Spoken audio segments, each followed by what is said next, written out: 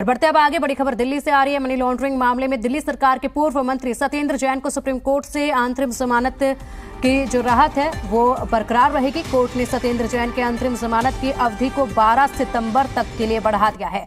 आज जस्टिस प्रशांत कुमार मिश्रा ने इस केस की सुनवाई से अपने आप को अलग किया है। अब सुप्रीम कोर्ट की दूसरी बेंच सत्येंद्र जैन की ओर से दायर याचिका पर सुनवाई करेगी। हालांकि उन्हें जो राहत दी गई थी वो अभी भी बरकरार है। 12 सितंबर तक के लिए उनकी जमानत को बढ़ा दिया गया है। सर्जरी उनकी हुई थी और इस सर्जरी के चलते वो जमानत पर बाहर है। और अधिक अपडेट के लिए हमारे संवाददाता अरविंद सिंह हमारे साथ जुड़ गए। अरविंद, देखिए, थोड़ी सी राहत और सत्येंद्र जैन को दी गई है। अब उनका स्वास्थ्य कैसा है और कब तक वो पूरी तरह से फिट हो पाएंगे, क्योंकि उनकी जो जमानत है वो अभी आगे बढ़ा दी है 12 सितंबर तक के लिए।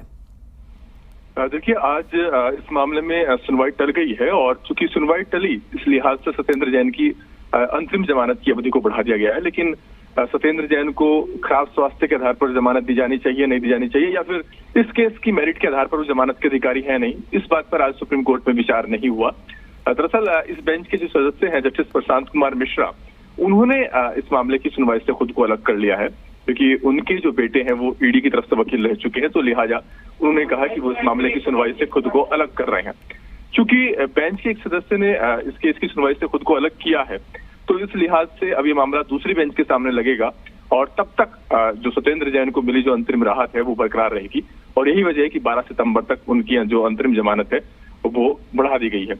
हालांकि इससे पहले जो उनको जमानत मिली हुई है वो खराब स्वास्थ्य के आधार पर ही मिली है। लेकिन ईडी की तरफ से जो वकील रहे हैं एएसजी एसवी राजू, जो पिछली बार पेश हुए थे, उन्होंने खराब स्वास्थ्य के आधार पर सत्येंद्र जैन की अंतरिम जमानत को बढ़ाने का विरोध किया है। और उनका ये कहना है कि किसी निजी अस्पताल की बजाय एम्स जैसे किसी सरकारी संस्थान से उनका मेडिकल चेकअप होना चाहिए, उनसे रिपोर्ट तलब की जानी चाहिए, ताकि इस बात की तस्दीक हो सके कि वाकई सत्येंद्र जैन को फिलहाल जमानत की जरूरत है भी या नहीं।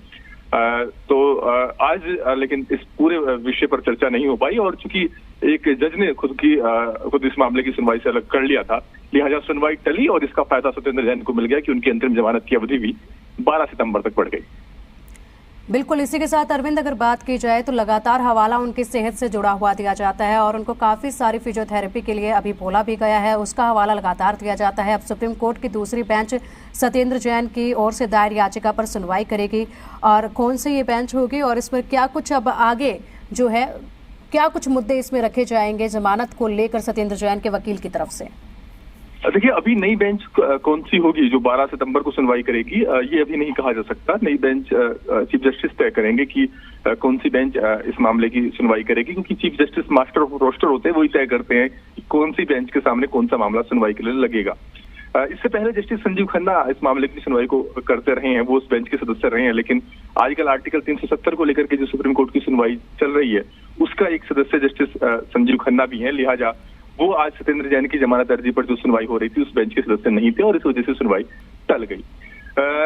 अभी ये जो केस जिस तरीके से आगे बढ़ रहा है उसमें अब बजाय सत्येंद्र जैन की खराब स्वास्थ्य के आधार पर उनके वकील केस की मेरिट के आधार पर अपनी दलीलें रखेंगे, ऐसा लगता है।